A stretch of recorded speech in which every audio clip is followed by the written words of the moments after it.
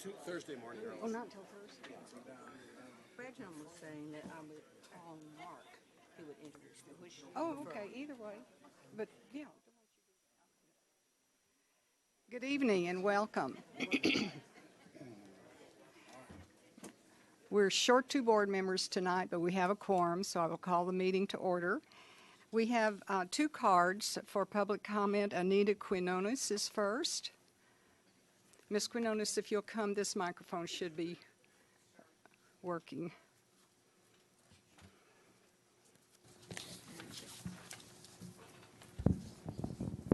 Can you all hear me? Yes. Okay, good evening, board members and Chancellor Giovannini. My name is Anita Quinones. Last month I made an attempt to speak before you, but because of some confusion about speakers, I was not able to voice my concerns. So I'm back this evening. I'm a Fort Worth resident and I live in Ms. Appleman's district. I am also a member of Indivisible FWTX, a community-based group that seeks to promote civic engagement at all levels throughout Fort Worth. I come before you because I have deep-seated concerns about our DACA recipients in Tarrant County. I have been an educator for over 40 years. Over 30 of those have been as a teacher for second language learners in Fort Worth ISD. My experiences have been varied and rich. My students and their families have afforded me the opportunity to learn from them in ways which cannot be measured. I value their desire to educate their children so that they can become contributing members of this great country. On September 5th, 2017, the DACA program, as we all know, was terminated. Congress now has about 4 months to rectify this situation. When this happened, life as we know it for our DACA recipients turned into something unimaginable. Now they wake up each day with fear and uncertainty for their futures.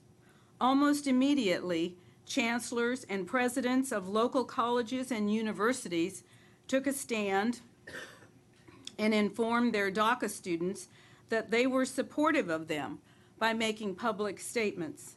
To my dismay, no such statement was forthcoming from this board or Dr. Giovannini. I did see a statement on diversity and inclusion that Chancellor Giovannini wrote and posted on the TCC website. While this statement reflected a positive outreach to the students and staff at TCC, it was written in February, months before the DACA program was terminated. In my opinion, this could not be viewed as support of our DACA recipients. As a result, I sent emails to Mrs. Appleman and to Ms. Ayala. Their responses directed me back to the TCC website. Most recently, I saw there was an addendum to Chancellor Giovannini's statement that was specific to DACA. It was written, however, by the Association of Community College Trustees President and CEO, J. Noah Brown. While TCC, I believe, is under the umbrella of this association, the personal message of support from the Chancellor and Board of TCC was nowhere to be found.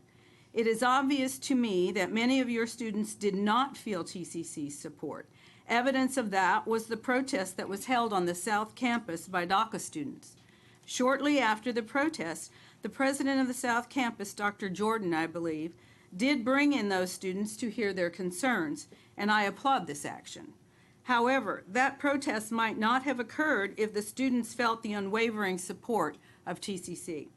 I am not sure why there is equivocation about addressing this issue. Is it because you feel that by doing so you're declaring yourselves as a sanctuary campus and thus may lose funding? Fear of this is unwarranted. Texas is not a sanctuary state, and there have been no attempts to make it so. Is it because you think by singling out one group of students you will need to do this for all? My response would be go for it. You are the protectors of all students. Dr. Kent Scribner, superintendent of Fort Worth ISD, and his school board have already set the stage on these issues, showing that such fears are unwarranted. I want you to know that this is not the leadership neither I nor other members of the community expect from you. In response to the closing line of an email I received from Ms. Appleman that, quote, surely actions speak louder than words, end quote, I would say that while actions speak loudly, we must not forget that words are conveyors of hope, courage, and wisdom. Last month, I listened to the speech made by Honorable Senator John McCain. I would like to close with a few of his powerful words. We have done great good in the world. We have a moral obligation to continue in our just cause, and we would bring more than shame on ourselves if we don't. We will not thrive in a world where our leadership and ideals are absent. We wouldn't deserve to. Thank you. Our next speaker is Ken Brolin. I think I have that right.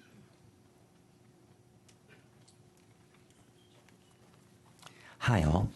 My name is Ken Brolin. Thank you so much for allowing me to speak. Tonight on the agenda, as you all know, you're going to be considering the TAD nominees. And I'm here tonight on behalf of somebody who was here just a short time ago, Daniel Joe Bennett. Wanted to tell you just in a couple minutes why I'm and Joe are asking you to consider and vote for him. I was in business for 35 years. Somebody challenged me to get involved in politics. 6 years later, I've been on 19 campaigns in 17 states. And by the way, then I met a Texas girl on the road and asked her to marry me and came and moved to Texas and got married 17 months ago. I finally got to Texas after trying to get here 50 years. Along the way, I met this man named Daniel Joe Bennett. I've worked with thousands of volunteers. He is the most hardest working volunteer I've ever met. Why is that important to TAD? Well, as you know, it's a volunteer position. It's a not paid position. If Joe was here, he would say he's a very blessed man. He can take this position, and he plans on working it full time. He's a taxpayer in Tarrant County. He has been working through issues that affect all the taxpayers here that you all represent for the last several years, and has learned an awful lot about the processes. I'm going to leave you with three TAD, a new acronym. Joe stands for transparency, accountability, and diligence. We are asking you for his vote to take this man and see what he can do for this board. He wants to bring back and represent the taxpayers, and I believe Joe will do that when you give him a chance. So once again, we're asking for you to give votes to Joe Bennett tonight, Daniel Joe Bennett, and we thank you so much for your time and everything you all do. Thank you. All right, we will move on with the business of the board, which includes approval of the minutes of October 19th. Motion to approve, Mr. Heed, second Dr. Evans. Any additions or corrections? If not, all those in favor, aye. Aye. Any opposed? All right, under trustee and committee reports, we will start with the TAD election, and I'm going to ask that the ballot be placed on the screen. It is recommended, this is something, just FYI, that we are, as a taxing entity, we select the board of the Tarrant Appraisal District. It's kind of an unusual and a different situation. If you'll scroll down to the second half of the page there, we have several names to consider, and you can see that some have withdrawn their names from the ballot. It is recommended that the names with the check marks, there are 5 people who sit on this board, and our options are to give all of our votes to one, split them up between 2, or vote for 5. So we would recommend that these 5 people, 4 of whom already sit on this board, and Mr. Lehman, Mike Lehman at the top, it would be a new member of the board. So I would entertain a motion to approve this ballot. I move that we approve this list of names. Seconded, motion by Dr. Patrick, seconded by Dr. Evans. Any comments, questions? All those in favor, aye. Aye. Any opposed? Thank you. Yeah, the assumption would be that it's actually a total of 308, Thank you, Mr. Gates. 308 votes, so we'll figure, I'll get Ms. Chang to help me, and we'll figure that out between the 5 candidates. We'll give some bonus points to Mr. Lehman since he's new to get him on his way. Is that all right with everybody? Okay. All right, now, Dr. Patrick, as a member of the Audit Finance Committee, will take on the Audit and Finance Report. Thank you. You all have in front of you the comprehensive annual financial report. The Audit Committee met last week and went through it item by item, and we want to discuss accepting the report, and I'll call on Dr. Mark McClendon, who will introduce our auditors and the report discussion. Good evening, everybody. Mr. James Fitz is a partner, and John Schulte from Weaver and Tidwell will come here and go and walk you through the report and address any questions that you'll want to. Mr. Fitz, you're the speaker tonight. Thank Is you John for here having for me. backup? Appreciate it. We are substantially complete with our audit, and as mentioned, we've reviewed it with management, with the Chancellor, and with the Finance and Audit Committee in detail. And because of those reviews, and because you don't tend to hear calls for an encore of an auditor's presentation, I'll keep this limited to just the highlights. We do plan to express an unmodified opinion on the district's financial statements for the fiscal year ended August 31st, 2017. Those financial statements reflect total assets of $1.2 billion, which is a 3% increase over last year. Total liabilities of $104 million, which is down 1% compared to last year. And net position of $1.1 billion, which is an increase of $36 million from last year. There were no material weaknesses in internal control over financial reporting reported in this report, and no significant compliance issues and the issues noted in the federal or state single audits. One thing I do want to point out is in the introductory section, you'll see the GFOA Certificate of Achievement for Excellence in Financial Reporting. This is the 25th consecutive year the district has gotten that award, and the district was the first community college district in Texas to get that award. So that's a great reflection on Mark, Nancy, Stan Vick, Lindsey Brannon, and the entire finance department here at the college, so kudos to them. And I want to thank that same team for all their help in getting the audit complete and answering all our questions. Any questions the board have at this time? Good report. We appreciate you and our internal team. And I would ask Dr. Patrick, on behalf of the Audit Committee, to move to accept the report. I would do that, move to accept the report. Second, and actually doesn't need a second because it's coming from the committee, so all those in favor, aye. Aye. Any opposed? Thank you so much. Before, and you too, John. before he leaves, you may want to introduce the other individual who's here with you this evening, John. Yes, this is John Schulteis, manager with the firm. We thank you, with Weaver Accounting Firm. Thank you. All right. Any other comments from board members under board members' reports? If not, I have a couple of things. One, I hope you all noticed this issue of the Collegian, a young man, a student, it looks like on both Trinity River and South Campus, was recently recognized by the United States Hispanic Chamber of Commerce Foundation's Biz Venture Collegiate Entrepreneurship Program. And apparently that's a very prestigious award, and he was one of just a handful who were chosen for it. So Dr. Madison's not here. I guess, Dr. Jordan, you can take credit for him and extend our congratulations to it. Is anyone here from the Collegian? Stand up. The Collegian was awarded the Pacemaker Award, which is the highest award in college journalism, during the National College Media Convention a couple of weeks ago. So please take back to your colleagues and Mr. Whiteley our congratulations. And we're glad that Eddie Gallagher was able to join you in the celebration, because it certainly was to her credit in a great number of ways that you all earned that award. So best to you.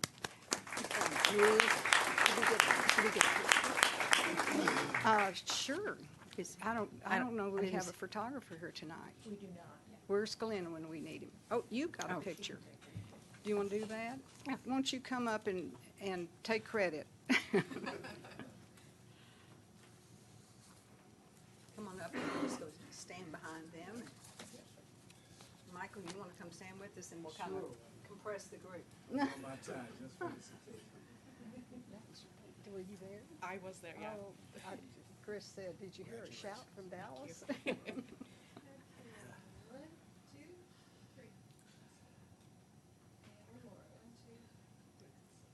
Thank you. Congratulations. Thank you. I'm very proud of you.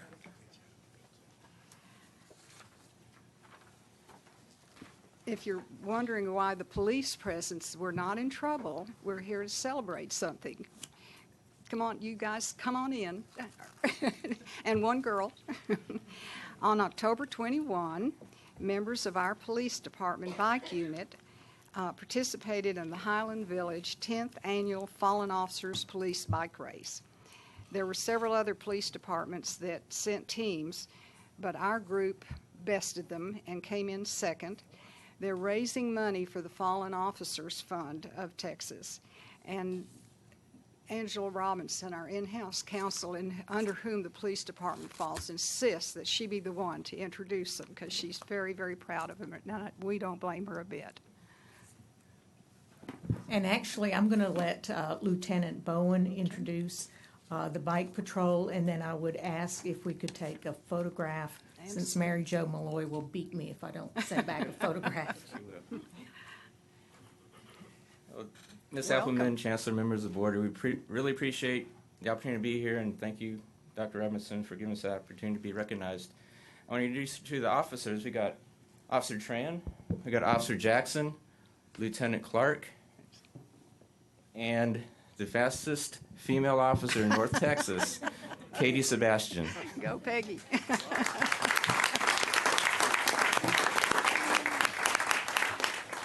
And I've been jokingly referring to us as the second fastest bike team in North Texas, but they keep reminding me, Lieutenant Bowen, you know we were only the second fastest of the ones who showed up that day, right? Well, we're very proud again. of you and grateful for what you're doing, the reason that you're doing it, unfortunately, but that is a great effort. Thank you. Come stand behind us.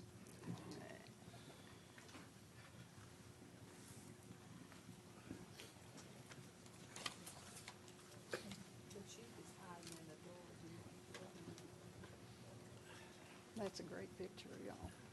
I said the chief is hiding in the door. Do you want to come take credit for them? They're not in trouble. You might as well.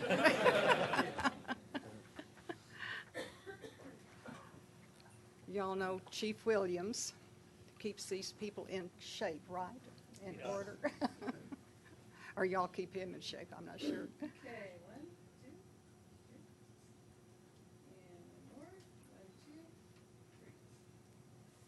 And 1, 2, 3. Congratulations. Are you recovering already? Thank you. Thank you.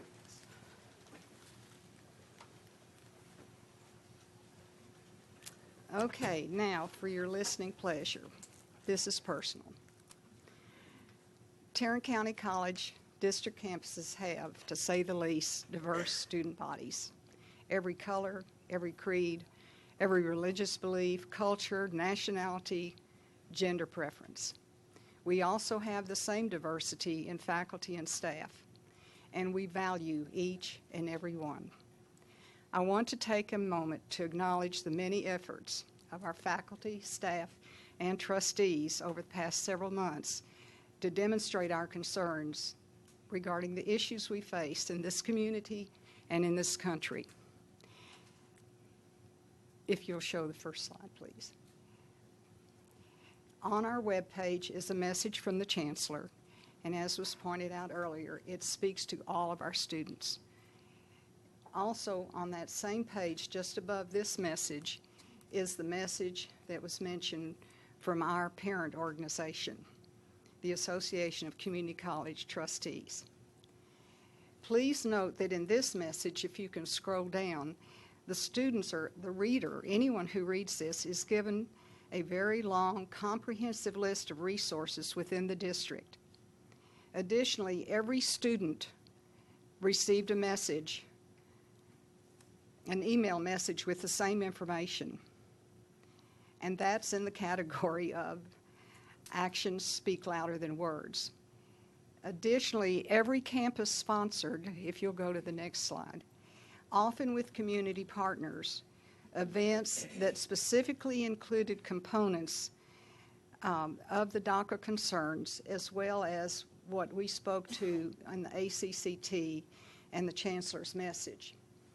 The very first thing that happened was that demonstration on Dr. Jordan's campus, and he immediately met with those students along with Officer Clark and Suzanne Groves of our marketing department.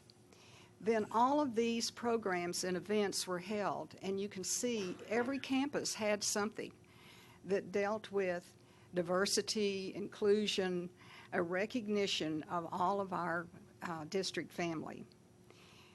Please know that we will continue to stay informed of whatever progress is made relative to any program or ruling that impacts our Tarrant County College family. We don't even know what that is at this point. But we will continue to join with others on advising and providing services to our students and to our employees. And that is our pledge. Thank you. We have a consent agenda tonight with 5 items on it. And please know that we have thoroughly considered the items on the agenda.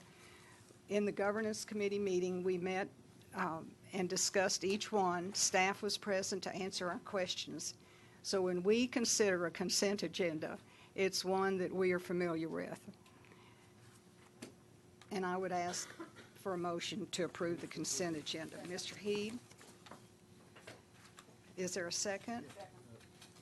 Thank you, Dr. Patrick.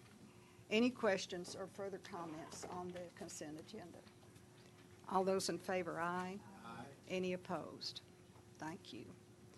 Dr. Giovannini. Thank you, Mrs. Appleman. Dr. LeBlanc, please approach, and Dr. LeBlanc will give us a presentation. I'm sorry. Dr. LeBlanc will give us a presentation related to advising case management or advisement efforts and successes. Thank you. Good evening, Mrs. Appleman, board members, Dr. Giovannini. It's a privilege for me to be here and to give you a brief update of the good work that our support services employees are doing on a daily basis. Today, I'm focusing on the advisors, and I'm supported by the whole back row of advisors that are here to support the conversation. But I want to start by saying that the advising services are linked to the 3 goals that we have for the entire district, which is to serve as one college, to be student ready, and to serve the entire community. The advising services are also linked to 2 of the 8 principles that we will be working on. One is the integrated student success model, and the other is the student experience.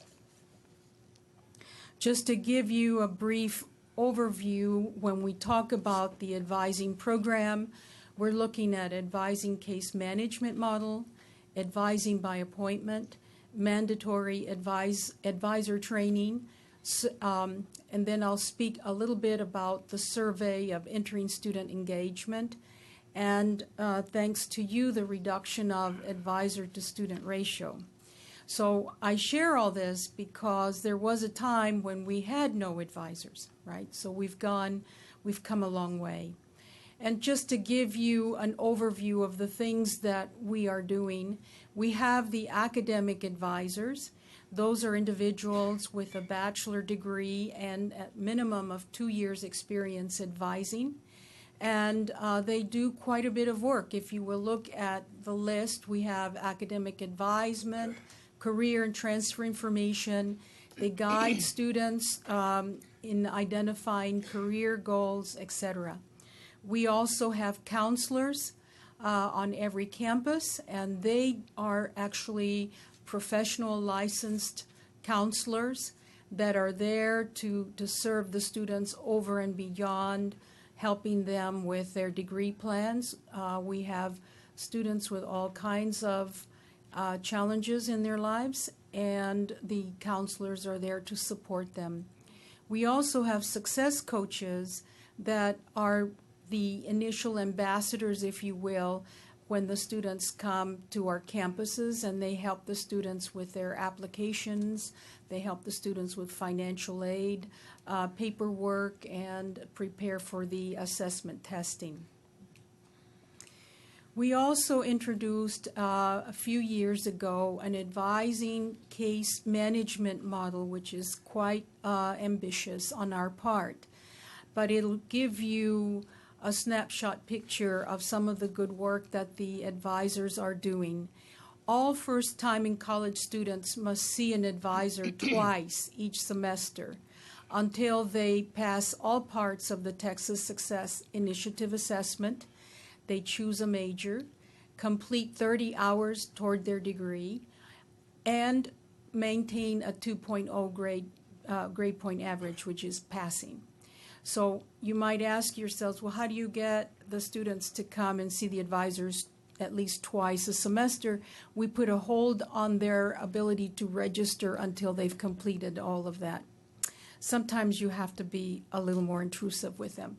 So the advisors also participate in the student success classes, and they, as you can see, do significantly more work with the other students in helping them reach their goal of completing a certificate or an associate degree. So the advising case management data, just to show you by making it mandatory for the first time in college students to go see an advisor, you see a significant increase in the number of visits from 2012 to 2017. We also have the students make appointments, and when we initiated this, people thought they weren't going to like it, but actually they like it just fine because they are guaranteed a minimum of 30 minutes by the advisor to talk with them and answer their questions. They can create their appointment, sign up for their appointment anytime online. They can choose the advisor that they want to work with if they want. And they also are able to walk in if they have an emergency or they have a question that they need answered right away. We can take walk-ins as well. But the advising by appointment is not only guaranteeing that they will have an advisor at a certain time, it's also teaching them skills for when they go out in the real world and you have to set appointments for everything that you do. We also train our advisors, counselors, all of our student support services folks go through significant workshops and training every year, and that is important so that we can work as one college. So we give the students every year a survey, and this is strictly student opinion, so granted it's asking the students what their perceptions are. And some of the key areas are, early connections, high expectations. Do your faculty and staff have high expectations for you, and so on. When we looked at the different categories, there were 4 categories where our students gave us a much higher score than the students at our benchmark institutions. So we compared Tarrant County College to the institutions listed there: Alamo, Austin, Blinn, Central, Oregon Community College, El Paso, Dallas, Lone Star, and we scored considerably higher. So from their perception, our advisors are doing quite well. So we did, you were very gracious to approve 12 new full-time advisors and some part-time online advisors. It was interesting to look at the data. The online advisors actually advise about 85% of the students that they advise are students that are face-to-face on the campuses, but also have questions that they like answered online. So we're helping each other. The TCC Connect and the campuses work in concert. So our TCC advisor to student ratio has gotten lower every year, which allows our advisors to do a little bit more in terms of student engagement. And to summarize, our advisors work very, very hard. The work that they do help meet the 3 district goals and 2 of our 8 principles. And of course, the ultimate goal is that they finish. Are there any questions? This is fantastic. I mean, all students need advising, and particularly ours. But you're going to integrate this into our new Pathways program? So through the thank you advisors? for How's that asking going? that. So the advisors will play a very important role in the implementation of Pathways. And so when we start working on mapping of the pathways and so forth, the advisors will have a voice in participating on the strategies that we will use. So the advisors, the counselors, the success coaches all have an important role in Pathways. Great. Thank you. Which is where Miss Ayala is tonight, on her way. She's pathwaying her way to the Pathways Conference. We gave her a lot of homework to do.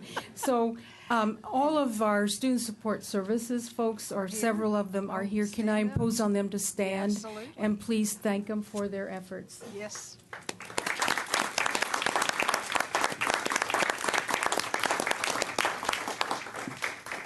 Thank you, Dr. LeBlanc, and all Thank of you. you in the back of the room. We appreciate your efforts on behalf of our students. Mr. Heed thought of something he wanted to include in board reports.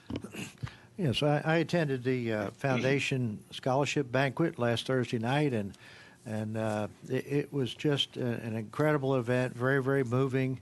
We heard a number of students. I think we give out, Joe, $1.6 million in scholarships this past year. And we heard from a number of the students about what this scholarship meant to them. And some of them were extremely eloquent, and it was very moving to just to hear their comments. And it was not only the thank you for the financial support that they got, but also the recognition of their personal worth. For many of them, this is the first time that anybody said that, you know, you're somebody special, we're going to give you a scholarship. And that meant as much to them as the financial help. So if you ever have an opportunity to attend one of those banquets, you ought to do it. That's our reward. It was very good and well done, Joe. Congratulations. Dr. Thank you. McIntosh, send our regards to your staff. That is a Yes. big deal to pull together and get all those scholarships selected and distributed as well. Thank you. Thank you, Mr. Heed. All right. We'll move on to item number 8 on the agenda, consideration and approval of the City of Fort Worth Tax Increment Financing District Number 4. So moved. Southside. Dr. McClendon? Thank you. The City of Fort Worth is requesting the historic site tax exemptions for 3 sites within the boundaries of TIF number 4. Staff recommends that the board approve the historic site tax exemptions for those 3 sites. Mr. Paul Payne, president of Northside Inc., is here to make a very short presentation and answer any questions. Mr. Payne. Thank you, Mark. This afternoon, Welcome, Paul. board Glad members, to see you. Chancellor, good evening, and thank you for having me. I am acting in role tonight as the administrator for the Southside TIF number 4. And very briefly, the points on the screen there, There are 3 historic sites. The law allows for them to make application for tax exemption, but they're city limited property only to the city. But because we're in a TIF, it has to be considered by all of the taxing jurisdictions. Again, city-only taxing exemption, which means for you all in the Tarrant County College District, it's neutral. It really has no effect. But long-term, and this TIF will reach its conclusion at the end of 2022, you will reap the full benefit of these improved properties. So right now you're at a 50%, and so you'll get all of those benefits, which for these 3 together, the taxes for your jurisdiction will be a little over $3,000 a year. The next 2 slides are the properties, and I don't know that I really need to go into detail. They're beautiful homes. That one is a law firm up by Harris on the corner of Pennsylvania and Henderson. Next slide. And that was an old club. It had been vacant for many years, so nice that we had an investor come in. These exemptions help stimulate those developers to come in and do that. And now it's a very vibrant restaurant. And hopefully some of you have enjoyed it. If you haven't, I encourage you to go down there. They have excellent food. And the last one was the Supreme Golf Warehouse with 24 residents and a music venue. And they've done extremely well and been a nice contribution, and actually has stimulated other development around it, which is, I think, the biggest benefit for our district, that these historic sites get renovated and then other people want to be around them. And I'll conclude with that and answer any of your questions. Thank you. Thank you. We had an opportunity to see some of these photographs at our governance committee meeting. Lots of exciting things going on in your district. Yes, thank you so much. Thank you for coming. Any questions of Mr. Payne? Motion to approve? Second. Dr. Bill, they're getting away from you down here. I know. All right, all those in favor, aye. Aye. Any opposed? Thank you for joining us tonight. Thank you very much. Item number 9, also Dr. McClendon, consideration and approval of Mouser Electronics Foreign Trade Zone 39 in the city of Mansfield. Mouser Electronics has requested Tarrant County College consent to inclusion of their facility in the existing foreign trade zone number 39 in the city of Mansfield. Mouser seeks an executed letter of no objection, LONO, from TCC, which required to expedite expansion to the foreign trade zone number 39. Mouser has offered a payment in lieu of taxes, a pilot agreement in order to offset the lost revenue. The staff recommends that the board approve this action. Mr. Pete Schott, Senior Vice President in Business Operations for Mouser, is here to make a very short presentation and answer any question. Mr. Schott. Well, thank you very much for your time and consideration. Is this the presentation? And I understand you saw a lot of this, so I was going to go very quickly. And I'm on the operations side, not sales and marketing, so my slides will be very boring. For those of you that don't know, we are Mouser Electronics. We are an electronic component distributor based in Mansfield, Texas, largest private employer in the city of Mansfield. We are part of Berkshire Hathaway. I believe that you all are probably familiar with TTI and Mr. Andrews. They purchased us in 2000, and then we were purchased by Berkshire in 2007. This is actually an aerial view of our building. We just added that lower right-hand section that's kind of the cleanest roof. We just added that about 2 years ago. So we actually have a total of 78 acres. You can kind of see from a different view. We've added additional property across the street. So we have a lot of room for expansion, and we're getting ready to expand. The black section has already been part of our original plan development with the city of Mansfield, so that will be going in 2020. What is a fair and trade zone? It really is controlled by customs. It basically allows us to bring inventory into the trade zone and out much easier. Approximately 45% of our sales are outside of the U.S., which most people don't realize. And basically we're doing this to make the customs process a whole lot easier. Instead of doing 25 inbound receipts, we basically do 1 per week at the end of the week after the stuff has left. So that's the significance. We get quite a bit of customs value. For that, payment in lieu of taxes, we have a separate site agreement that we will make sure that Tarrant County college district is whole, so there will be no impact for you all. We'll be making a separate payment for that. And there's just some history, and I don't know how much you guys want to see of all this. We do have some intern programs. We put in some of our needs that we have. We wanted to talk more with the Chancellor and with college representatives of some of our needs that we feel are most important to us, that we think will be mutually beneficial for us and for your students. And so really, that's all I had. I wanted to make it quick, and I think I did so. You did. And I can go back if anybody wants Very anything. interesting and informative. Motion to approve? So moved. Mr. Heed? Second. I'm going to let Dr. Evans do this one. You want to second it down here? So moved. So moved. Seconded, Mr. Heed. Any questions? Very exciting, and we wish you well. All those in favor, aye. Aye. For continued success. Thank you very much. Thank you for joining us. All right, Ms. Petty, I think you're up next for consideration and approval of National Joint Powers Alliance Cooperative Agreement with Simplex Grinnell to provide equipment and installation fire alarm system upgrades on Southeast Campus in the amount of $1,169,196.56. Yes, this is for our Southeast Campus, as you mentioned, and in the history summary memo, you have a lot of information about why we're doing this, but the bottom line is it's really a safety and security, and it's something we're required to do per city code. We hope you will recommend approval. Motion to approve. So moved. Dr. Evans, seconded. Mr. Heed, any questions of Ms. Petty? All those in favor, aye. Aye. Any opposed? Motion carries. Item number 11, consideration and approval of contract extension with GCA Services Group to provide custodial services for Tarrant County College District in the amount of $4,614,600. Is that Mr. Kemp? Do you know, is the owner of the company Mr. Kemp? I met a gentleman last night who said he owned the company that cleaned our buildings and campuses. Is that right? Thank you. There. Yes. And I kidded him and I said, I think we're voting on you tomorrow night. And he said, you will not find a piece of lint anywhere.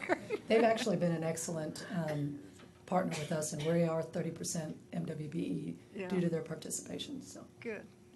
Motion to approve, GCA. So moved. Seconded by Mr. Heed, motion by Dr. Evans. Any questions? Has anyone seen any lint? No? Okay. No, not All those yet. in favor? Aye. Any opposed? Thank you. Item number 12, consideration approval of job order contracting general contractor services agreement with Chambers Engineering to provide construction services for greenhouse replacement on the Northwest Campus not to exceed an amount of $300,000.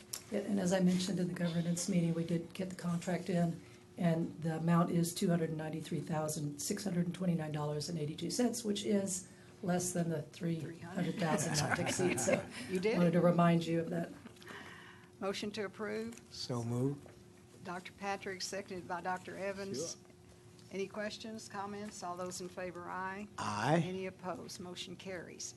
Item number 13, consideration and approval of job order contracting general contractor services agreement with Chamber Engineering for lease renewal and regular maintenance of protection, scaffolding, fencing on Northwest Campus in the amount of $356,257.56. We hope you'll approve this to keep our students safe. Motion to approve. So moved. Mr. Heed, seconded by Dr. Second. Evans. Any questions? All those in favor, aye. Aye. Any opposed? Reluctantly passed. Thank you very much. Thank you. Item number 14, consideration and approval of purchase annual renewal Microsoft Campus Agreement with CDW-G in the amount of $235,497.47. Mr. Ragu. No. Sorry. Mr. Ragu is under the weather and unable to speak. Well, So Richard Sullivan sitting in for him. Mr. Sullivan, we welcome you. Thank you. Motion to approve. So moved. Second. You have the motion. Mr. Heed has the second. All Any right. questions of Mr. Sullivan? We talked about this at great length at governance. I think you were there as well. No? Not this time. Okay. All those in favor, aye. Aye. Any opposed? Motion carries. Thank you. Give him our best wishes for Yeah. a quick recovery.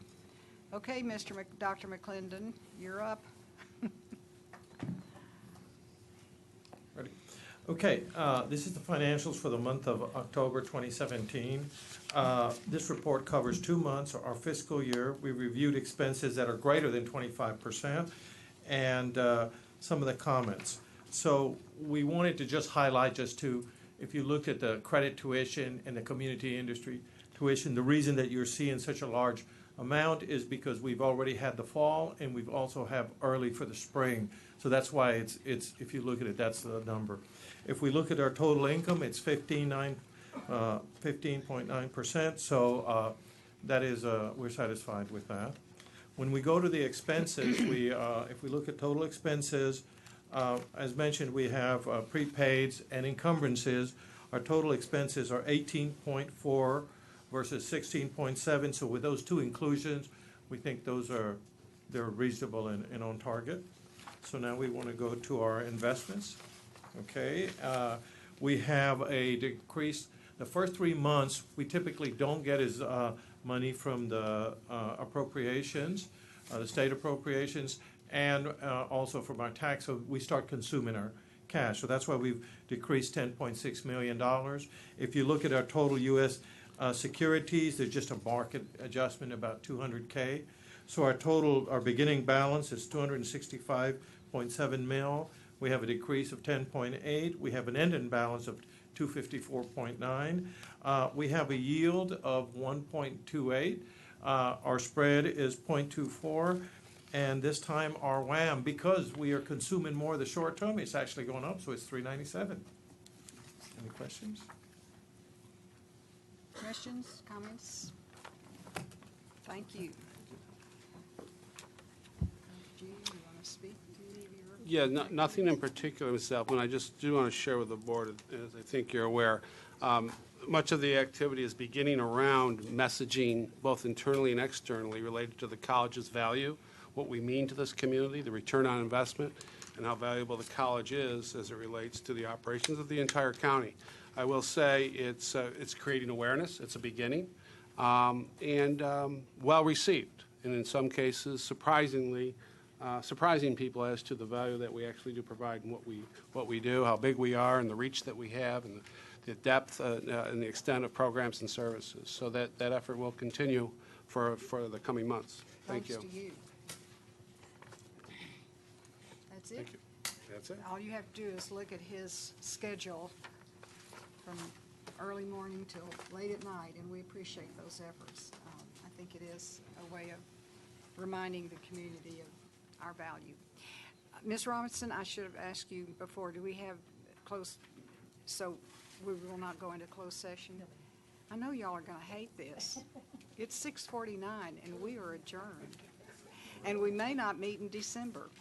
So Miss Petty's, I'm sorry, it's Miss Petty's fault. We will meet in December. But you get out early today. Thank y'all. It's a new world's record.